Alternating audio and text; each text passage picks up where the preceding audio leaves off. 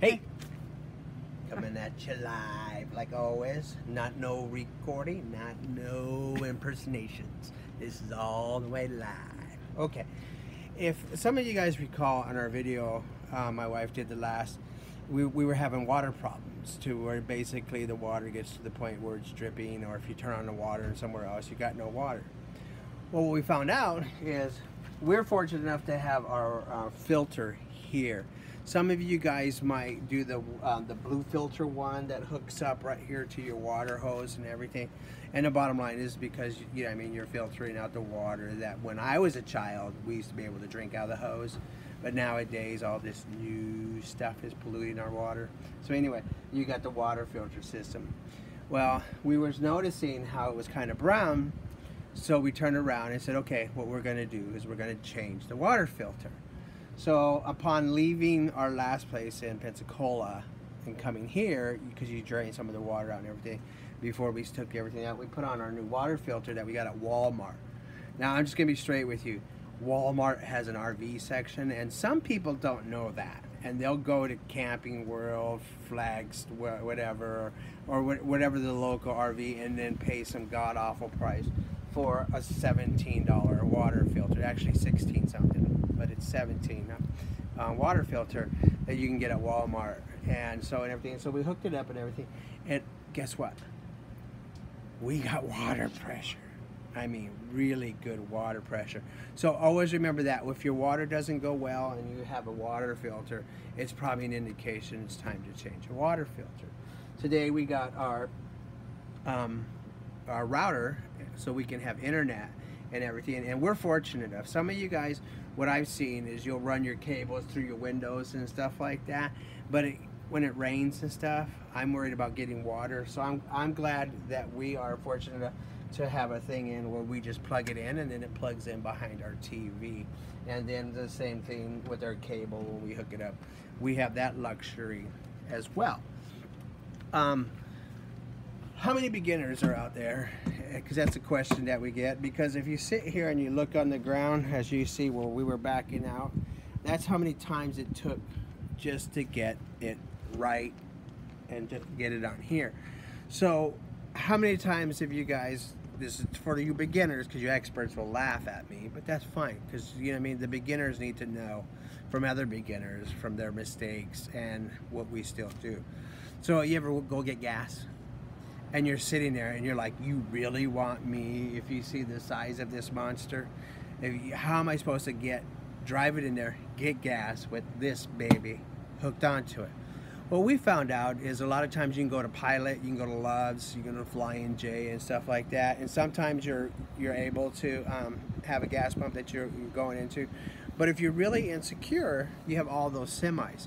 Guess what? Drive around to the back like you're one of the semis, unhook your beast, then swing back around and get your gas, use your bathroom, buy whatever, and then get back in your car, drive back, and hook it up. Because bottom line is you don't have to pull everything out. All you got to do is drop your jacks down, raise it out, lifts it up, unplug it, unhook the cable brake, okay, and then make sure your trunk is down so you don't lose the trunk, and then drive off. 5 minutes, if that, to unhook it, and again 5 minutes to put it back, compared to getting stuck or hitting the tops or hitting another car. Yeah, or on the sides, scraping and hitting the pump, hitting the pole, and everything like that. So that's just one of those secret things. Go to the truck stops, park your baby in the back with the trucks that are sitting there taking their breaks. They won't even say nothing. Why? Because you're in and out of there. One of the things is, one of the things you always want to know, because I know when it gets a little bit better, all you guys in the cold weather, well, unfortunately it's 70 degrees here, but I'm still trying to get, because we're newly set and everything, but I'm gonna have to get up here, and I've already inspected the roof. The roof's good, but then they sell a conditioner that I'm gonna have to end up basically putting on the top of these. We had one person ask me a question about how it is for the beginners when we get to driving these things. Stay in the right-hand lane. And that's what I tell people. Why? Because the right-hand lane, if the speed limit's 70, it's fine if you go 60. is fine. You know what I mean? It's on the really windy days, you're going slower than the others. But one thing is when you learn, you get more confidence in your driving, you don't have to worry about somebody on the right-hand side. Why? Because that's the side of the road, and you only have to worry about the left-hand side. So that's just one thing to take off of your head. You know what I mean? Driving on the highway, I'm new at this. Let me stay on the right-hand side, regardless if I'm going the speed limit or not. I'm making sure that I'm getting to where I'm going. Now, one of the things, like if my wife turns down this, like you'll see here, notice there's no awning sticking out of here. If you look here, these people, they have their awning bolted down. The reason being is, like here in Florida and others, it rains a lot and stuff like that, and you have to watch the winds. Well, one of the things you always got to be careful and mindful of is if you're going to have your awning out, make sure you know what the weather is in the city and state that you go to where if your awning's out, it's not a really windy area and such, because if it is, you might be out and about, and then all of a sudden it gets really windy, really is, as you can see the wind's blowing right now, and you come back and your awning is totally ripped off.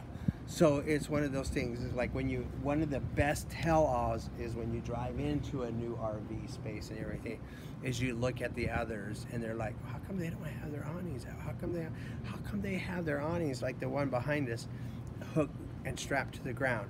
Why? Because the bottom line is other people that's lived here, and probably them before, has gotten their awning ripped off. And I think that's probably what happened here, because if you look, they only have half the awning underneath. On this side, you're missing a good 4 to 5 feet of awning. One of the things too is like when I was saying about when you take these things and you're getting gas and you unhook it and everything. And one of the things is everything, have a checklist. I mean, you always want to remember what you're doing and stuff like that. But you know what I mean, get the checklist out, because the first thing I make sure I always do is hook up to the back of the truck. And that's one of the first things I always do. And then I go in there and then I make sure there's nothing in the middle of the slide outs. Do that personal check and then close everything. Once you close everything, then you see it's easier to get to the hoses that are basically underneath the slide outs. One of the things I do recommend too is that clear thing right here is a must. Because what happens is when you guys start flushing your things, and how many of you guys have ever, especially you new guys, you're gonna find this out, is you flush your black water and you turn around and you walk away, or you can't see when it's done. And what happens is when all of that water and all that and all your waste goes down that tube, once it stops and it's reached this end, guess what? All those gases from the sewer that you stirred up to that this hole just went into comes right back through that hose, and when you open that toilet, this baby's gonna stink. And so, you know what I mean, one of those things is that's great. Again, some of you guys that watch my other video, I usually have a hose hooked up to it to help clean some of that out, but I literally open that, I stand here, I wait, and once it starts to stop and everything, I close it right away. So remember that. And those of you guys that use those little drops that go into the toilet, do it maybe once or twice a month, because I've noticed this, whatever that chemical in that's eating all that waste, you know when your toilet's kind of full, because whatever that agent is that's eating everything, it makes these smell bad. And yes, it is cleaning, yes, it is eating all that stuff up, but you know it in here.